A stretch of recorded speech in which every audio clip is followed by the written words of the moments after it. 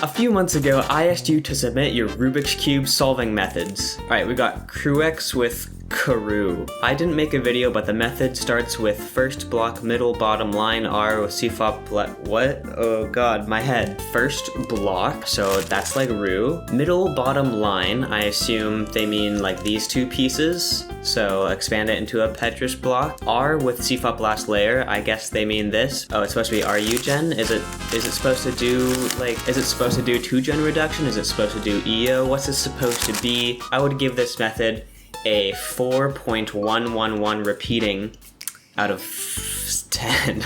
I don't know. Good creativity though, keep it up, don't want to discourage you, keep inventing new stuff. Alright, so we got Lucas Cubes with Petrus Francisco. Interesting. Okay, guys, if you're gonna submit something for one of my submission things I do in the future, make sure that you, like, give me access to it, okay? Okay, alright, moving on.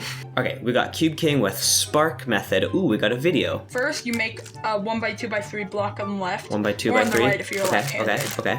You solve this, whatever edges here and here. Okay, so solve the belt edges, pretty much. Then you orient the corners. Corners oriented.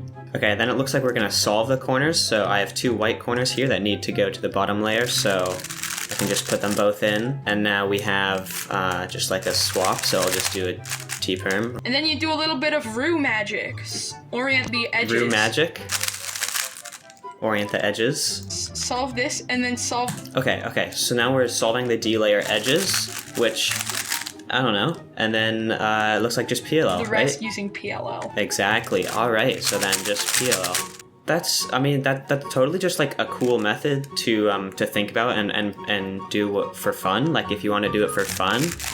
And at that point, if you're gonna solve the corners, like why orient them first? And then, you know, instead of solving the belt edges first, you could solve them with the bottom layer pairs and then just do CMLL and then solve this and do Roux. But there's a bunch of different variants here, and you know, you could pretty much just do like any one you want. So that's still a cool method. Spark method, very nice. I will give that an 8 out of 10 corner twists. Okay, we have Montu with variant method. There's a completely empty table. Step 1, make a 2x2x3 in 2 different ways. Minus the DL edge or minus the DF edge. So here's what a normal Petrus block looks like here, this 2x2x3. But if it's a broken Petrus block, then let's just say we just get rid of this edge, so that's unsolved now.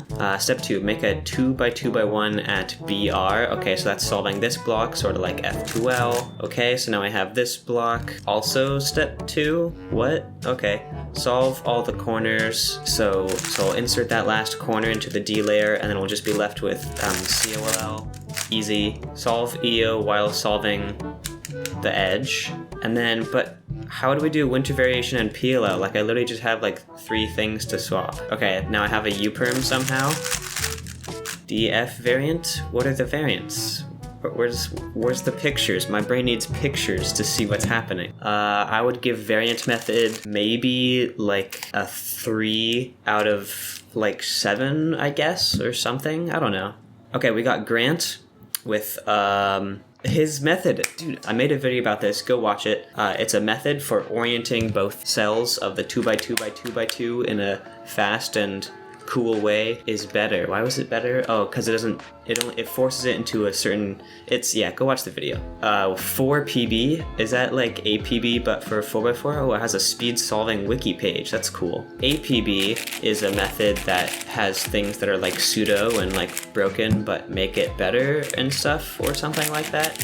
Solve 2 opposite centers, which will be your up-down face centers. Okay, I'm gonna do white-yellow because I am a horrible, disgusting Roux user. So there's my yellow and white centers, and then pair up and attach 2 cross edges to the cross center, relative to each other though, so you have to know the color scheme. So, okay, so I've made 2 cross edges, as you can see here. Solve the rest of the centers using wide R, RUF moveset. But we made the up-down center, so that would break it. I'll just do it from this angle. Okay, so I made the rest of the centers, but not in the way that it told me to. I don't know. Solve a 2-2-2 block by using the already paired up cross edge. Okay, so that means I'll have to pair the orange-blue edge, I guess, to complete the 2, oh, isn't that a 3-3-3? Because it's on 4x4. Okay, step 5, extend it to a 2-2-3, so like a 3-3-4 actually, and then just solve it like a, oh, that's the wrong edge. Why do I do this? Step 7, edge pairing while connecting one F2L pair. Look at example solves. Bruh, you can't just tell me to look at example solves. I don't want to look at example solves. There we go. I've paired the rest of the edges, so I just have this like big block, and then I just solve it like CFOP, I'm assuming. Fine, I'll do CFOP, F-perm. It's actually pretty fun. I'd actually give that a high rating. But you can't do a 3-2-3 edge pairing or anything special like that, which is a downside, I guess, at the top level. Cons, requires a pause before starting 3x3 stage to recognize EO. Oh, I was supposed to do EO? Why didn't you tell me I was supposed to do EO? I would rate the 4PB method 8 wings out of 10. Troll banana with the ZCF method. What is ZCF? Okay, inspired by Waterman, ZZ, ECP, and ECP. I invented the ECP method for Method Development Competition 2021 or something? I don't know. EO face -1, make EO layer minus FD edge. So this was the step that I proposed for ECP method, where you orient the edges and at the same time you build like a beginner's method layer, but it's a pseudo layer because, you know, later it says permute U and D layers, so it's not like solving the D layer, it's like doing it pseudo. Okay, there we go. EO layer -1. COES, orient corners while putting E layer edges in the E layer. Okay, so now it's in this state where you have like the belt weird and the top is weird, but now we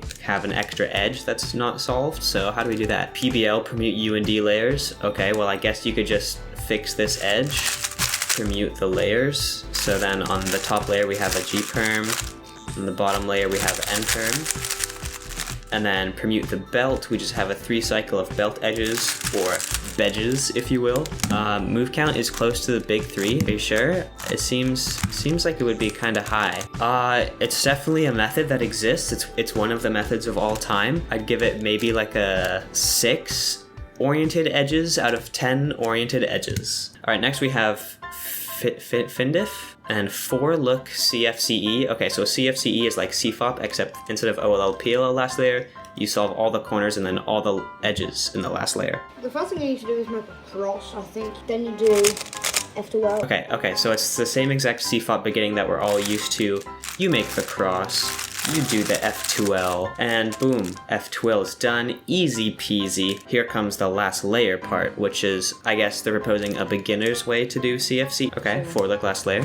First, so I orientate all the corners with Orient corners. I'm guessing you permute the corners next. Then you solve this like 2-look.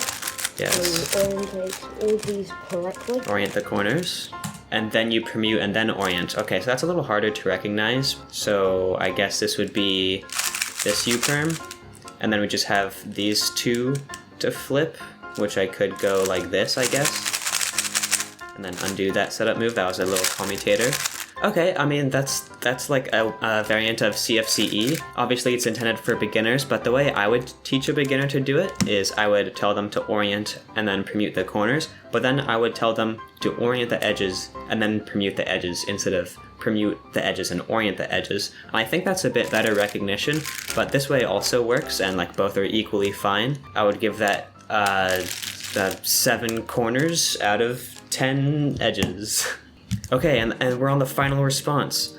So we have error with RUbar. What is RUbar? This video is 25 minutes long? Is this a whole giant thing? Before I talk about RUbar and what it is, I need to give some context behind it because this isn't a speed solving method. Instead, it's just more of a solving method that involves a lot of theory and is trying to explore a new frontier of cubing theory. So basically, there's a method called RUP, and what happened is my friend Ryan showed me the RUP method. I did a YouTube Q&A like I think over a year ago, of where someone asked me what a weird method was, and I was like, RUP method is pretty weird. And then a year later, there's like a team of like mad cubing scientists like developed RUP. It was like Swagrid and Error and some other people, and they like completely deciphered because it was like written in like strangely translated Chinese, but they figured out the method, and it was called RUP, and it's not supposed to be speed solving, it's just a cool method, like it does moveset reduction, and it's bandaged, and it's so weird. All the comments under this video say very interesting, so I'm gonna comment very interesting. Very interesting comment. There we are. So the first step of RUbar is CP line. You solve corner permutation, and then you solve this line here. Okay, CP line. Cool. I have vague memories about how to do CP because I learned it because I wanted to switch to Wairuru for one-handed at one point. Anyway, that's long story short. Yeah, okay, so. A way to like fake the corner orientation is to literally just put the down corners into the down layer, except in the right spot, but don't worry about orientation. And then just check the permutation, so just these two need to swap. So I'll just do a J-perm, but I know there is a much, much better way. Step 2 is expanding that original line into a RU style first block. Step 3 is EO strike, where you solve the EO or edge orientation of the cube while also expanding the RU first block. Right, okay, yeah. That's the same as Wairuru, I think. And I did this for one-handed, so we want to orient the edges. There's only 2 edges that need to be oriented here. I'll just do that. Expand it into a bigger block. Like that, and then bada boom, that's done. So this looks sort of Petrusy, and you could just speed solve the rest with C-flop, but if you want to continue doing cool bandage reduction, then this method gets very interesting. Step 4 is CO belt, where you solve the CO, or corner orientation of the cube, while also solving this belt here, which reduces the cube into R2U. CO belt. Well, I guess we could just solve like pseudo pairs of like random oriented corners or something. You could totally do like winter variation or like other stuff too, and that's cool. Step 5 is 5 bars, where you make these 5 parallel bars such that the cube is reduced to R2U2. 5 bars? That's so cool. 1, 2, 3, 4, 5. Wait, what? Okay, so somehow I already skipped 2 of the bars? I have no idea how that happened. It looks like I literally just need to cycle these edges. Okay, somehow I accidentally skipped, like, I guess the entire method, which is getting the bars, and now, somehow, the cube solves itself. If you do the moves that don't break the bars, the cube solves itself. That's the power of bandage reduction. You don't have to learn algorithms for the last part, because if you just do moves that don't break the bars, the puzzle just solves itself. The cube's gonna solve itself every single time. So let me show you. You should do like R2, U2, R2, U2. That is phenomenal. That method is crazy. Please go check that out, link in the description. I'm giving this a 5 bars out of 5 bars.